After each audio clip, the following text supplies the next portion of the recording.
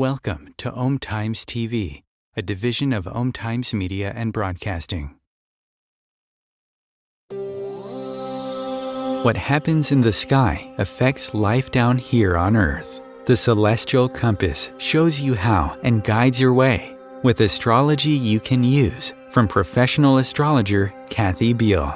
Every episode features her light-hearted, practical forecasts and navigational tips, blended with humor, optimism, and a love of patterns, symbolism, and pop culture references. Kathy translates technicalities into concepts that apply to real life.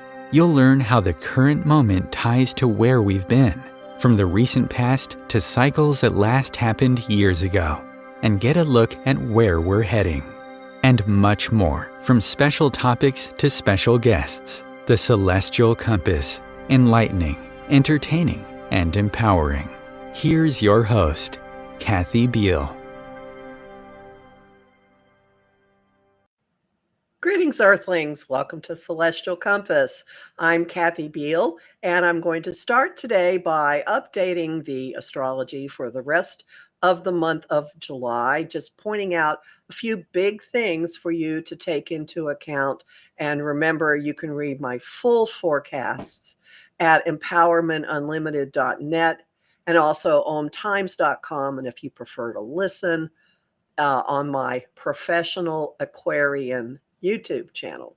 So the first thing keep in mind is Mercury has just stationed retrograde. The planet of communication will be retrograde until August 11th. This is a particularly important one because of the spot in the zodiac where it started.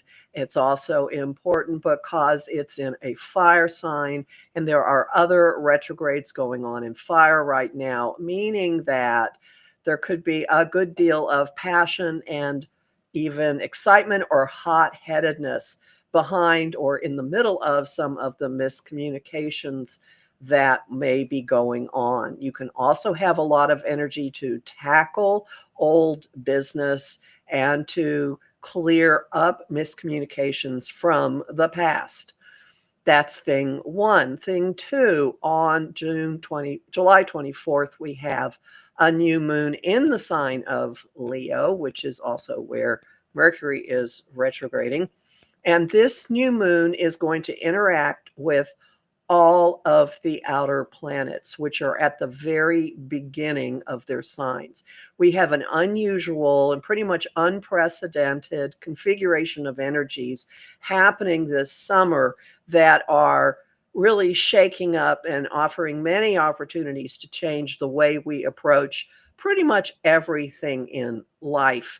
And right now, this new moon offers the opportunity for us to incorporate into our sense of self all of the changes that have been going on and adapt ourselves or re-outfit ourselves so that we can shine and flourish no matter what's going on out there. I would encourage you to have fun with it. And also, if you have any kind of pyro streak, this is a good time to play with it.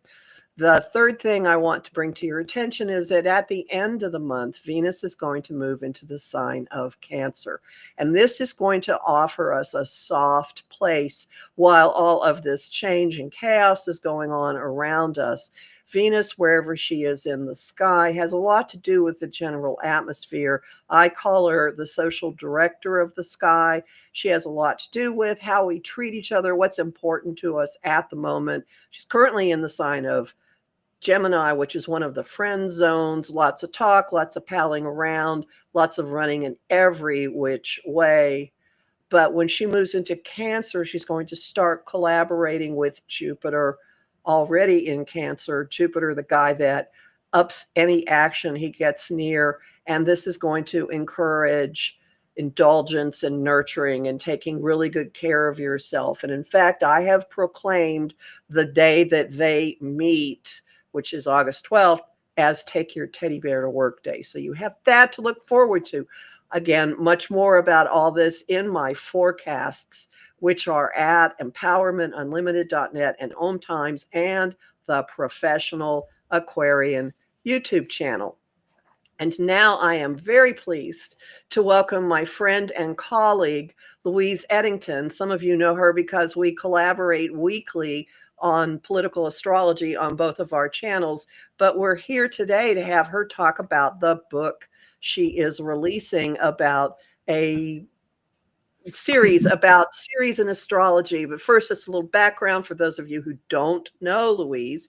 She's been studying and practicing astrology for more than 30 years and working professionally as an evolutionary and shamanic astrologer since 2012. She's known as the Cosmic Owl of Cosmic Owl Astrology, and she loves to combine all of her passions as an astrologer, author, shamanic practitioner, and certified hypnotherapy and past life regression therapist. This is not her first book. She's also the author of The Complete Guide to Astrology and Tarot, The Complete Guide to Astrology, Modern Astrology, Harness the Stars to Discover Your Soul's True Purpose, and now Ceres in Astrology, Nourishment, Power, and the Rebirth of the Feminine. Hey, Louise, welcome. Hey, thanks for having me, Kathy. Always a pleasure, Certainly. of course. Show people your shirt. Oh, yes. Beware, for I am fearless and therefore powerful. Mary Shelley. Excellent, excellent, excellent. And it's very appropriate for Ceres, I think, because, you know, she's underestimated. That's one of the theses of my book. So. Well, okay. Well, let's see. Let's back into this. You have an interest and actually a huge knowledge of a lot of bodies that haven't traditionally been paid attention to in astrology or given much. So just in general, how did you kind of gravitate that way? Well, I think it's just my Gemini moon. I just want to understand everything, right?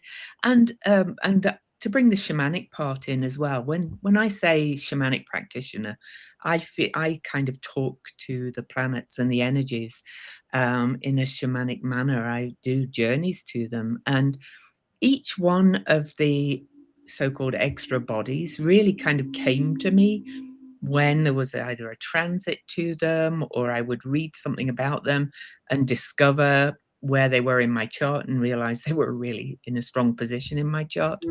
And so, you know, as they came to me, I started studying them. You know, I'm more of a, well, I'm Sagittarius stellium, so I learn by experience more than book reading. So.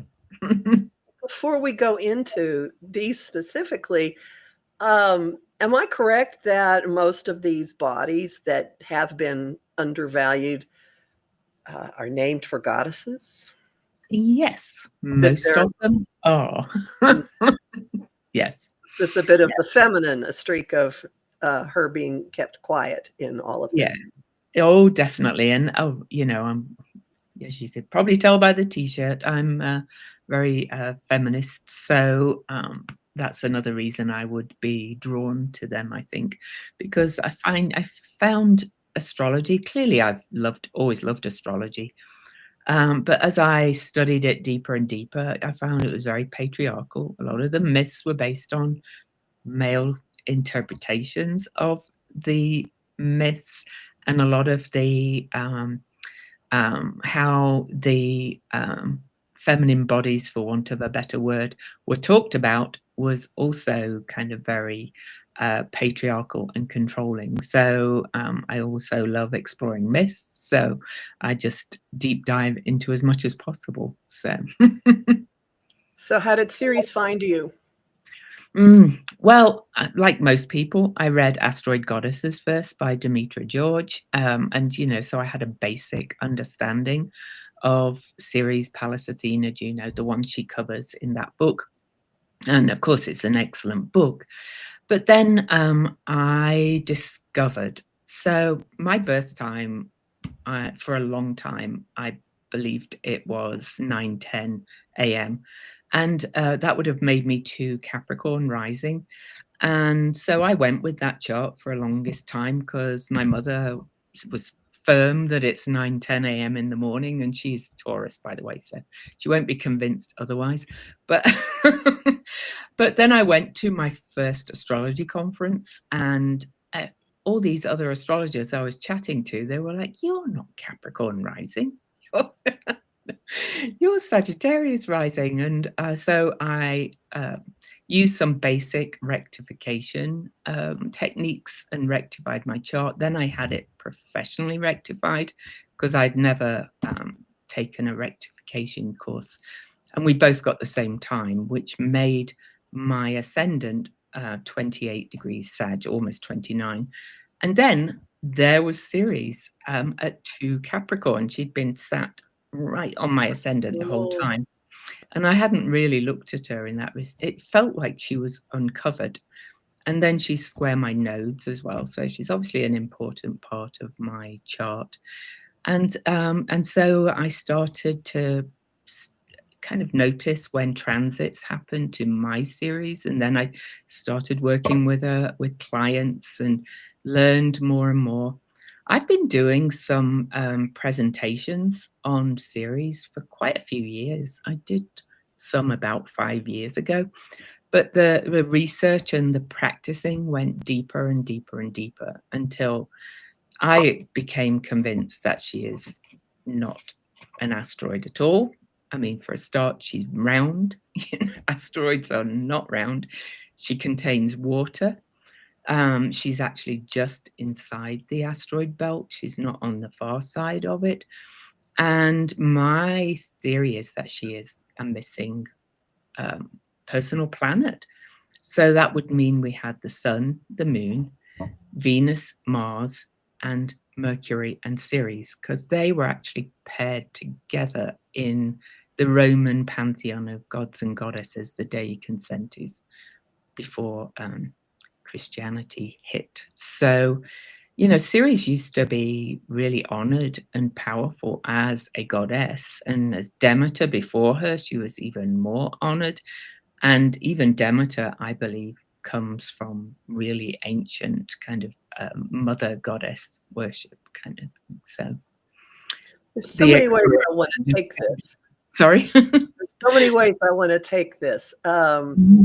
Just briefly about the actual body. Ceres is bigger than some bodies that are considered planets. Is that correct?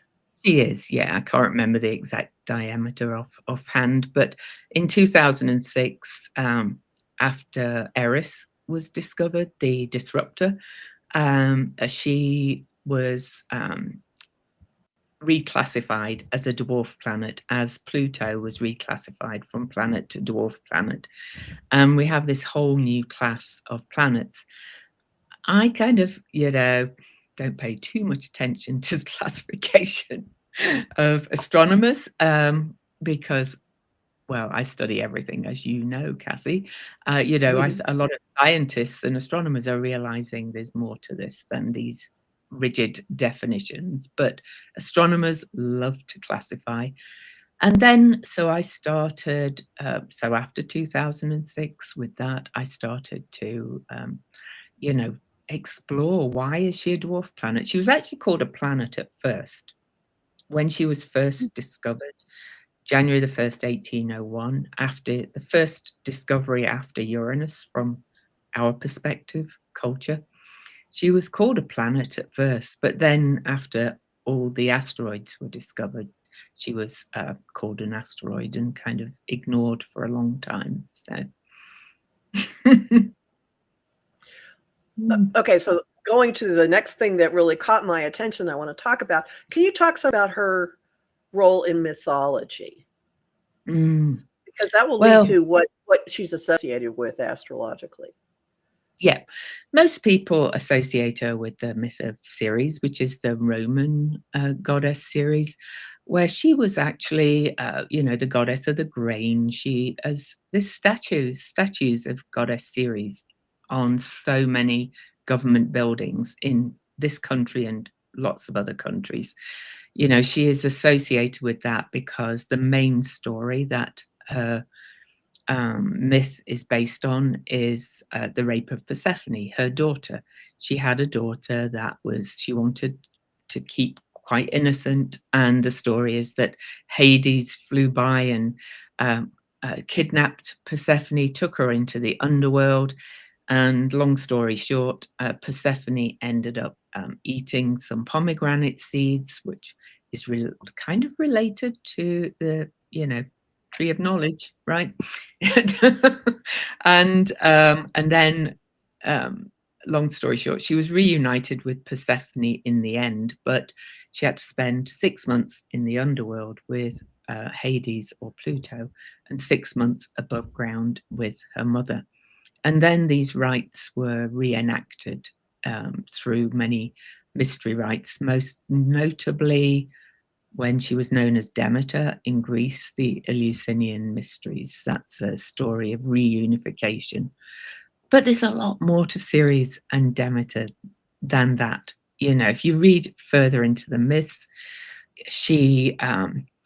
there's a lot to do with reuniting kind of mind, body, and spirit, or to speak in shamanic terms, the underworld, middle world, and upper world, or triple moon goddess within you, all these trinities. There's also, she's very associated with the harvest, because she actually, in the myths, she was said to have stopped the harvest on the earth, created a famine because of her grief and loss of her daughter.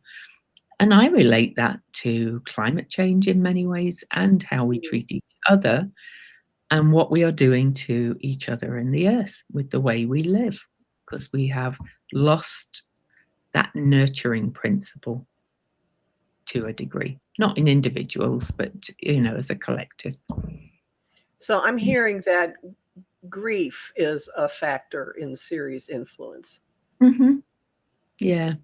Yeah, grief and loss. Yeah. And I do notice her showing up with people when they are grieving, loss of something, or loss of anything really. But people grieve about what we're doing to the planet, but also it can show up in your personal chart as, some kind of grief and loss through death, or just separation in some ways. Really, it's about grief about separation. You could, in all ways, of how we've lost this connection with everything that is. And now we're kind of moving into this quantum realm, where we know that we are in this quantum reality. Quantum physicists are proving it. We know that everything's connected. We're connected to the mushrooms, the plants, each other, the earth, what's above. It's all kind of bouncing off each other.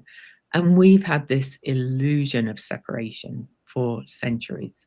And those who really are want to maintain that separation and control are trying to hang on to it with their fingernails, which is why I think the book and people starting to work with Ceres as astrologers, to my mind, is really important right now.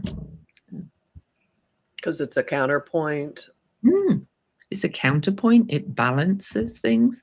If you think about that, Sun, Moon, Venus, Mars, then Mercury and Ceres, and just where they are in the planets, the Mercury closest to the Sun, Ceres just before the asteroid belt, that's all contained within the asteroid belt.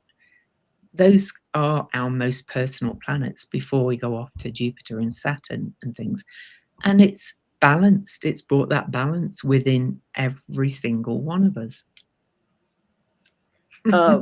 Do you have a sign association in your mind for Ceres? Say Virgo? Well, I think Taurus mainly. Interesting. Okay.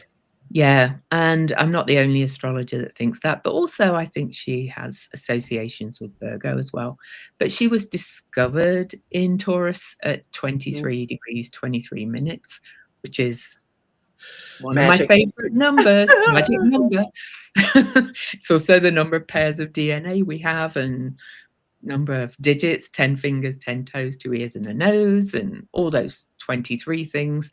But also on her discovery date, Algol was at 2323 Taurus at the same time. And, I kind of feel like this is all come into our consciousness for us to change and realize that there is no separation within or without. So Okay, so how was it just organic that you decided you wanted to write this book? You found yourself thinking about her a whole lot, or did you have Yeah. her show up in a dream and say, "I give you this mission, write about me"? No, this time, this one built more slowly. It kind of I started writing it quite a long time ago, more from the presentations I'd done in the past, which had not got everything I put in this book. And I just, because she's angular for me, she's right on my ascendant and square the nodes. It just seems like it was part of my purpose to bring her more into our consciousness and to encourage people to include her in charts and work with her. I mean, people have, accepted Uranus, Neptune, and Pluto. Even like really traditional astrologers will often use those. Why not Ceres? The thought just went shoop. Sorry. No. So, I will say I think yes. she gets ignored quite a lot because she is just this small feminine figure. She still most people still call her an asteroid, and yeah. Well, I So do I know. had felt an urgency to get the book out to tell people she's Oh, not. okay. So that just did the Venus retrograde spur that more for you? It did spur. It spurred the final push, I will say. The last Venus retrograde, yeah, with Venus and Mercury moving from Aries into Pisces, and also the fact, and I talk about this in the book, there is a cycle with Venus, Ceres, and Pluto, where they were actually conjunct at 0 Aries, which we know is a hot degree right now because of Saturn and Neptune coming up, and Venus and Mercury were retrograde over that degree. That was not long after her discovery. I can't remember the exact year, it's in the book. But then last December the 7th, there was a conjunction of Venus, Ceres, and Pluto at 0 Aquarius, which is also another really hot degree because we had the Jupiter-Saturn conjunction there, a Mars-Venus conjunction, several other conjunctions. I did a whole video on that on my YouTube called Fools and Lovers. But I see Venus, Ceres, and Pluto as kind of like the 3 parts of the Demeter, Persephone, Hades story, right? And so these conjunctions are to me, a big invitation to integrate all that energy back together again. So Where is she currently? Do you remember? she's in Aries right now. I think she's at 4. She's at 15 Aries. She's actually in a trine aspect, or unbroken flow aspect, as you love to call it, with Mercury in Leo, which is the station retrograde. And the two of them are actually going to swap directions. Mercury is going to turn direct on August the 11th, and Ceres will turn retrograde on August the 11th. And they're in this ongoing relationship again.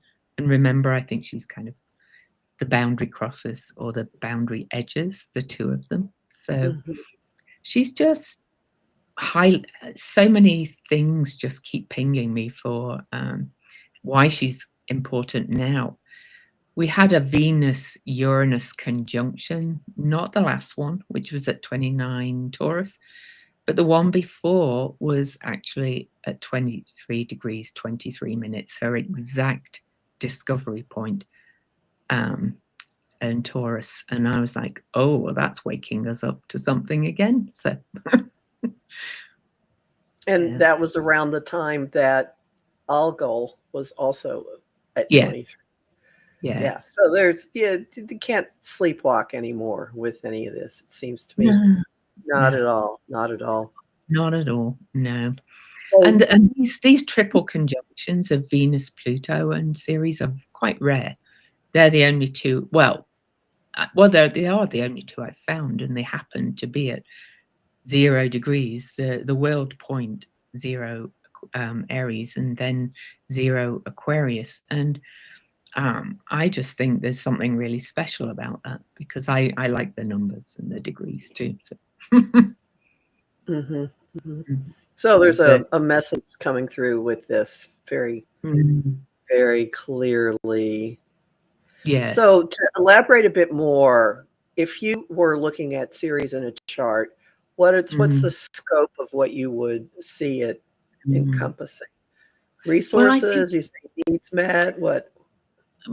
Resources, but it's more about I'm Marshall Rosenberg. Have you heard of him?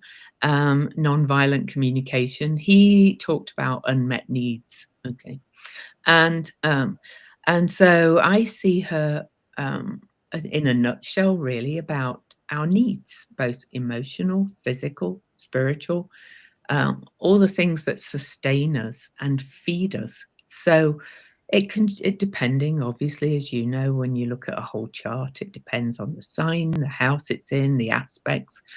But it's not the mother a lot, even though she's kind of called the Great Mother. It's more about how your upbringing and the society you live in and the family you were brought up in has nurtured your needs and met your needs. Some people's I've probably got a second book to look at case studies at some point. I've got a whole load of people who filled out a survey for me, and some people had, felt very fulfilled. They felt their upbringing, their family, whatever, felt very fulfilled and felt their needs were met. I'd say most people don't, in some way, and this is not to blame the parents, because this is another this is about the whole picture of the society they're brought up in, the ancestral patterns, all this kind of how we nurture and nourish our needs, or how our needs have been met. I can't remember the one at 0 Aries offhand. It's in my book, Gandhari. We're going to take a break, so everyone hang out. We'll be back in just a couple of minutes. Om Times TV. Want help with your own celestial compass? Visit my site, empowermentunlimited.net, for Astro Insight forecasts for each week, month, and new and full moon. Want to explore the personal impact? Make a decision? Understand another person? It is possible. Click the Services tab to book a personal session with me. That address again? empowermentunlimited.net. Imagine becoming a super influencer. Reinvent yourself, invest in your brand, and then manifest your success with a robust spheric approach. Om Times Media and Broadcasting offers a unique and multifaceted way to become the spiritual and conscious influencer you deserve to be by putting your message across our powerful platform with its proven record of integrity and excellence. Through our produced shows, Om Times offers the opportunity to become a social media TV personality, a radio show host, an Om Times magazine columnist, and a syndicated podcaster, all in one shot. By live streaming your show on Om Times TV and broadcasting it across the extensive Om Times radio and TV networks, you become more than a host. You become an ambassador and a force for positive change. Om Times. Open yourself to the possibilities. If I could be you, and you could be me for just 1 hour. If we could find a way to get inside each other's minds. Walk a mile in my shoes.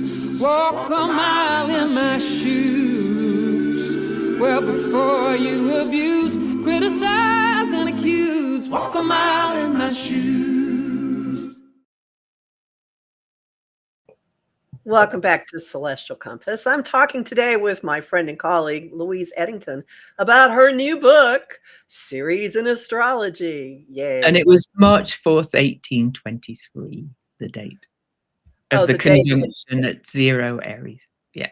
Ceres, Of course Venus, it and was Virgo at 0 Aries. 1823. Of course it was a 20. Of course. So you talk in your book about generational impact or generational influences. Can you expand on that? Give people a preview? Yeah, well, I think she works with the generations as we know them. I go through, say, if you were born with Pluto in Scorpio or Virgo, and then mixed with Ceres in different signs, because I think they work together because she is a personal planet. I think there's these micro generations within the generations, which was kind of interesting because I was listening to a whole podcast about Generation X this morning as I walked, because I've never felt part of the generation I'm supposedly in. And I think that it's too simplistic, and there are micro generations. And it's kind of about the changes and the big transformations that we've been going through with Pluto, Uranus, Neptune, as we discovered all of those bigger energies. And I can see Ceres working together, and it kind of, without reading the whole book, it's kind of like how you operate and what fills your needs, and how you're discovering how things don't or have not met your needs. I mean, I have Ceres in Capricorn, 2 Capricorn, really smack between my ascendant and Saturn in Capricorn. And I can see it clearly showing up in my life and my upbringing, being born into a very patriarchal home with 3 younger brothers, where my mother was very young. So she would be, one, very busy with my brothers, but also, wanting to do things with my dad. Also, my dad worked away a lot of the time. I was given this huge responsibility all the time. I was basically kind of, left as babysitter from about age 9, things like that. A lot of my emotional needs and things were not met because I was basically seen as a woman who looks after the men, kind of thing. Let's put it. And I'm not complaining, but it's clear that in my chart that's what it represented. And as we know, Capricorn can be very stoic and stiff upper lip, and Saturn in Capricorn. So it took me a long time to really acknowledge that, even though I kind of knew at an intellectual level. To realize it took a lot to unpack that. So integrating all of these parts into your client readings, especially if they're being activated by a transit, which is when I think people can really kind of feel the energies more, can help them to unpack and understand themselves better. So I've discovered, really, I'm the only one that can really fill my needs. That's, I've married a wonderful husband, but I don't rely on him to fill my needs. He does, but I'm not clinging and things like that. I've realized that in a way, Capricorn, it's me. I'm on my own. I'm a unique being, and if I do all my self-care and make sure all my needs are met, then I feel happier and more fulfilled. Does that kind of explain it? Yeah, and it also seems to me, with what you're saying, that if you can use Ceres and her relationship with the outermost planets as a way of defining microgenerations, there might be an age group, like a slice, going through very similar issues at the same time. Yeah, for sure. Because I'm Pluto in Virgo generation, and my Pluto and my Neptune and my Saturn are all in aspect to each other. So that's a very specific kind of generation in many ways. Pluto and Neptune, of course, have been speaking to each other by sextile since I think the 40s was when it really kicked in. But add in Saturn into the mix, that's a real kind of something was blocked somewhere, I would say, or or given too much early responsibility as well to care for others. And of course, combine that with Pluto in Virgo, which is very much about service and doing for others. You're building up an even deeper picture. So, okay, my brain, I'm having Mercury retrograde brain with this. Self-care. All right, that's where I'm heading towards. So you and I have been on a soapbox of preaching self-care for I don't know, a year. Yeah, and I was doing it already in my Substack blog as well. Like often Right. So using how does Ceres fit into this? To the notion well, of self-care? yeah, I think Ceres is a good place to go to in your chart when you can look for what kind of self-care really kind of lights you up. Because when I say self-care, I'm not necessarily meaning about going for the manicures and more. That's it. But though if you like that, that's fine. I'm talking about things that really make you feel happier, whole, more fulfilled. And for example, one of mine is walking, but it's walking on my own, which is very Capricornian, right? I've had lots of people over the years I've been walking go, I'll come with you one morning. And I'm thinking, no, this is my time. I have to do it alone. It's like, so I think you can look to your chart and it's first house for me as well. So it's looking after me. So, I think self-care can mean very different things for different people. And I've come to that by working with Ceres, but also from unpacking and deeper understanding of myself through my natal chart, because it's endless, as you know. You can discover more and more about yourself all the time, particularly when they're activated by aspects. So how does this parlay into sacred care? Well, self-care, sacred care, I think is pretty much the same thing. It's to my mind, it's really that self-care that makes you feel you're really whole and connected. And then once you're, have you heard of internal family systems? Parts work, it's known as. It's kind of a new, it's a new therapeutic thing that kind of went from talk therapy, talking about what others have done or do, to a lot of therapy now is doing this in parts work or internal family systems that is about creating intimacy from the inside out. Ceres has been really active in the chart of the development of internal family systems because it is about creating intimacy from the inside out.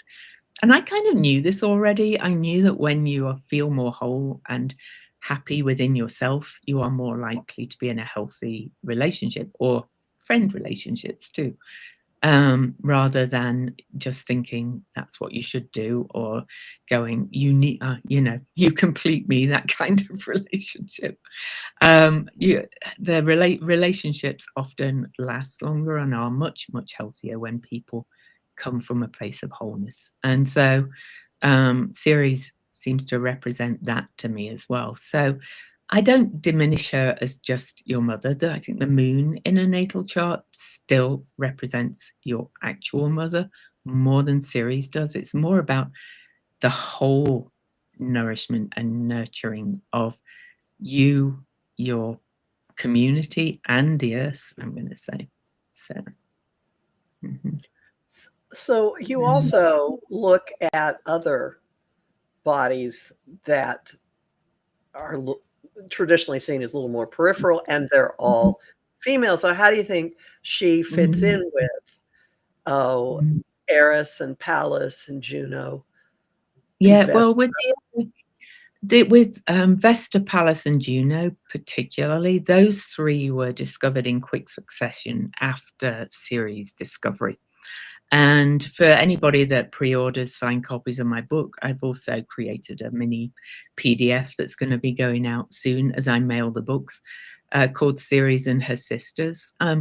I see them as almost like Ceres' sisters, but more kind of well, not servants, but certainly companions. That's more a better word. They're her companions in this journey.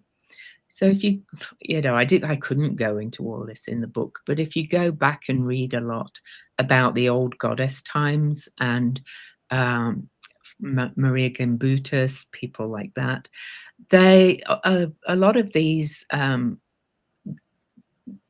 lesser goddesses, I guess you might call them, although there's nothing lesser about them really, were kind of companions to the great mother goddess. It's like that whole piece that's been missing of the sacred feminine, you could say, that's kind of been hidden in plain sight within patriarchal religions.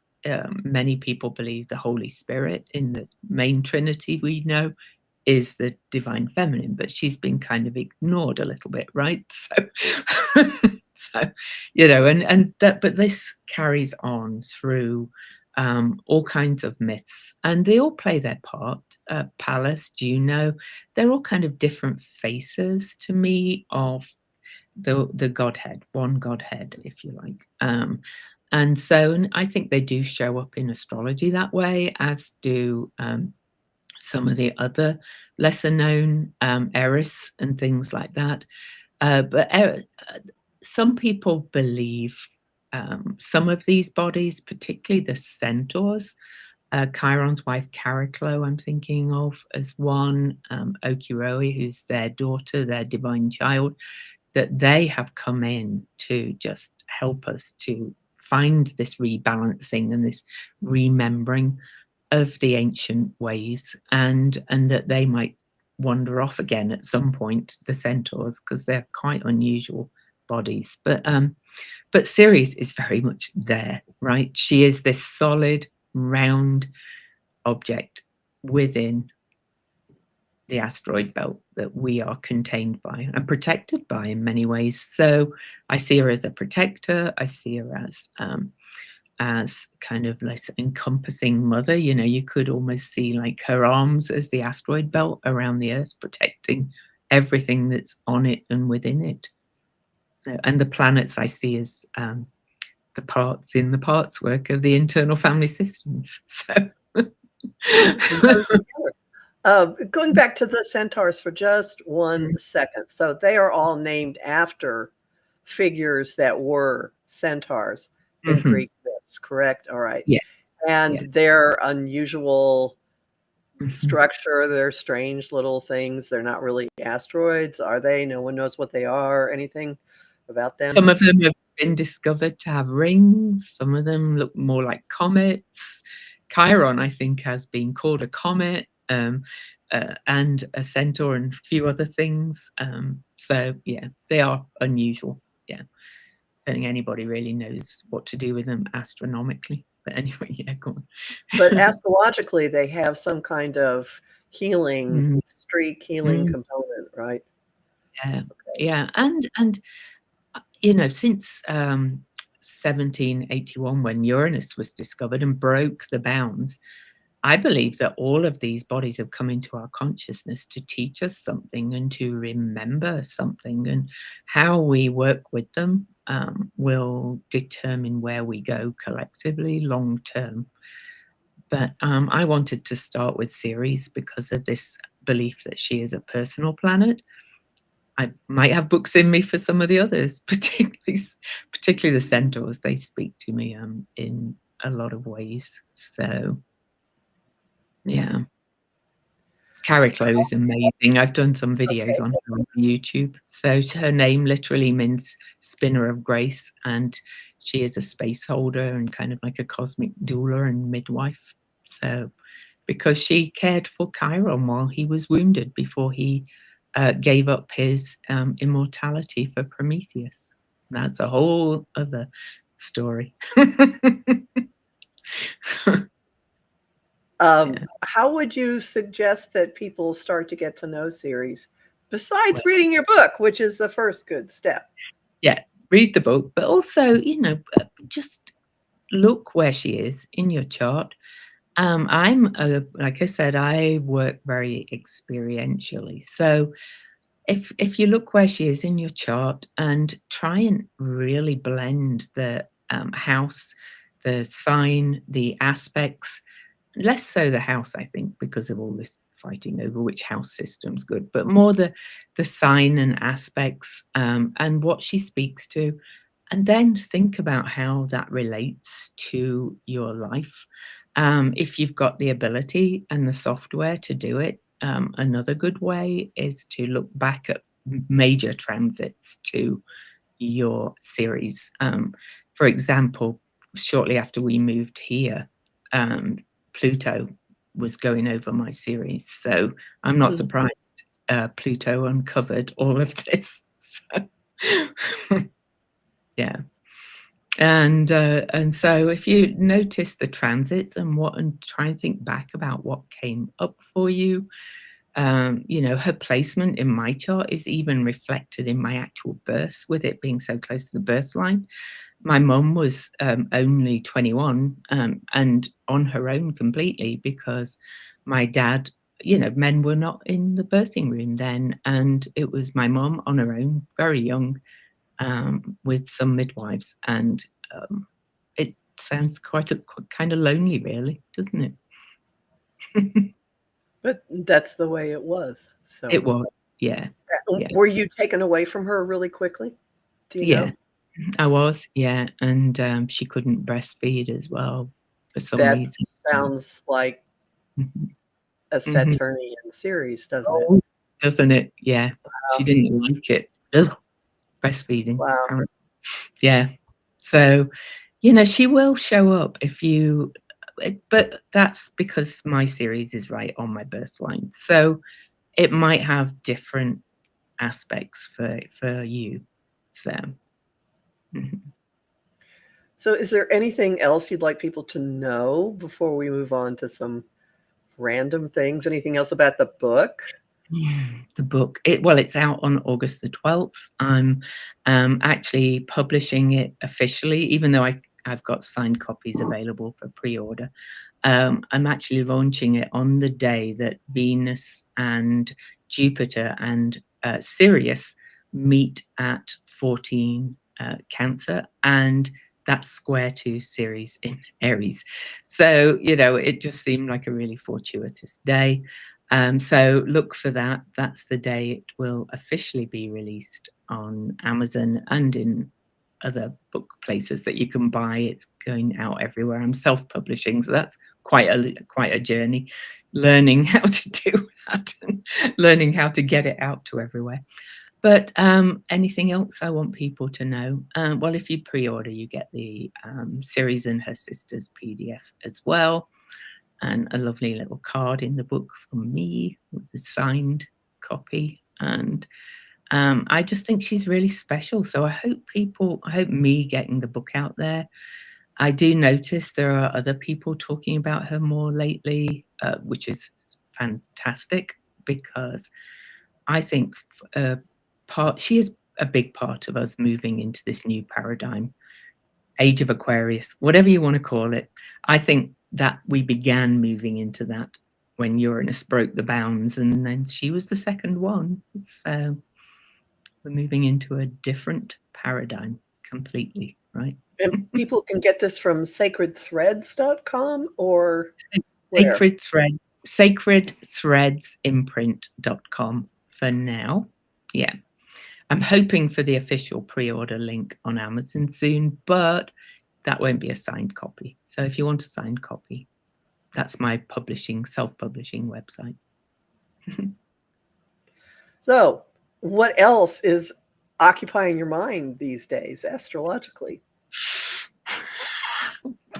Oh, you know me, Kathy. Well, really, this impending and active now mini grand trine between Pluto, Uranus, and Neptune and Saturn as well is there, and how that is developing and growing, and how it was seeded in the 60s, particularly around in July of next year when they are at probably their most exact mini grand trine. It kind of comes and goes for a little bit. There's I've not been able to find it. Other astrologers are talking about it. There's been no recorded time in history where all these outers changed signs at the same time, pretty much. But then if we bring in Haumea, she just moved into Scorpio fully last year, which is she's birth. She is very much about creation. And, you know, you can bring in some of the others. We're in an extraordinary time. And what's most on my mind is how do we as astrologers, I don't predict, I forecast, but how can we forecast something what we've never experienced before? And we're trying to feel our way into it, right? Would you agree? Oh, absolutely, absolutely. And I remember I said to a colleague early in January that my guess was, looking at all that, we were going to have a new internet. And she said, "What do you mean? What do you mean new internet? What is that?" And I went, "I don't know, but there are, you mean the Saturn Neptune conjunction is Mhm. the internet was created under one, and we've got Uranus moving into Gemini, and that collaboration that you're talking about, Yeah. I suspect, is going to spawn a lot of new platforms, new Oh, I ways of doing things, new collaborations." new tech, I've long been suggesting that we might finally get unlimited clean energy fusion of some point too. With all of this, change is going to happen really fast. That's one thing I know. If anybody's noticed, since Uranus has dipped into Gemini, things have gone woohoo crazy. And yeah, we can look back at history to when Uranus was in Gemini. There's lots of videos on that out there. And we can look back at when Pluto was in Aquarius, and but all three of them speaking to each other. And there's one other thing, going back to the centaurs. Cariclo, the space holder and cosmic doula, was discovered on February the 14th or 15th, depending whether you're here or in the UK, was discovered February 14th or 15th, 1997, which was a major big year for me. And her chart, discovery chart, is like this perfect Star of David. And this mini grand trine is at the points of her discovery chart. So Saturn will be back where it was in 97. So that's one of them. yeah. Well. Yep. I did a video on it. Maybe I'll do another one looking at Carrie Clo's chart and what we've got coming up, because she many astrologers who've studied Carrie Clo feel that she's helping us to, I describe it as reweave or spin a new story of us, of who we are and how we work. And she's holding space for that. So, and has been since 97, which was the year I got married, my dad died, and I gave birth for the first time. And you're coming up to the Saturn return of that. All right. Next year ought to be quite interesting. Yeah. In fact, the very discovery day, Melanie Reinhardt talks about this a lot. The very discovery day was probably the very day I was at the oncologist with my dad, being told that he had terminal cancer. So, you know, she's a cosmic midwife and doula in both ways, Yeah. not just a birth. Well, that's profound. No wonder you feel a personal relationship with these. I know. It's how Everyone's I work. everyone's inspired to go look up, put the asteroids. Well, they're going to be listed as asteroids. If, for example, I use Kepler, so it's under the asteroids to put Ceres in your chart. And I don't know about other places, or you could go to, I don't know where else you could go. You use Well, Astrogold. It's easy to do with that. in Astrogold, I don't think they delineate. They just put the symbols up. So I don't know what other software does, but and I'm quite disappointed because Astro-Seek is one of my favorite pieces of web software for searching and things. They don't have Ceres. Oh dear. I think I need to. I should write to him. Yeah. Well, tell people your websites again, your Substack, your YouTube channel, all those things. Well, my main website is louiseedington.com, so my name. I write as Cosmic Owl Astrology on Substack. I do daily astro updates, and I also have paid members or paid subscribers on Substack are part of the Spiral Weave membership, and they get an Ask Me Anything call every month. And I also am Cosmic Owl Astrology on Facebook, TikTok. I think I have somebody doing that for me with video clips, and Instagram. And yeah, you probably just search Cosmic Owl Astrology or my name and you find them all. But the publishing website is sacredthreadsimprint.com. Because I did not self-publish my first 3 books, I was actually paid to write them. So I learned a lot from them. They're kind of my calling cards. And this time I decided I wanted to do it alone. Very Ceres in Capricorn. How appropriate. Well, I really appreciate you coming to talk with us. And I've read the book. It is beautiful. Everyone, go get it. There you go. And it's not really long, by the way. But no. So we're hitting up the end of our time here. Thank you for being with us, Louise.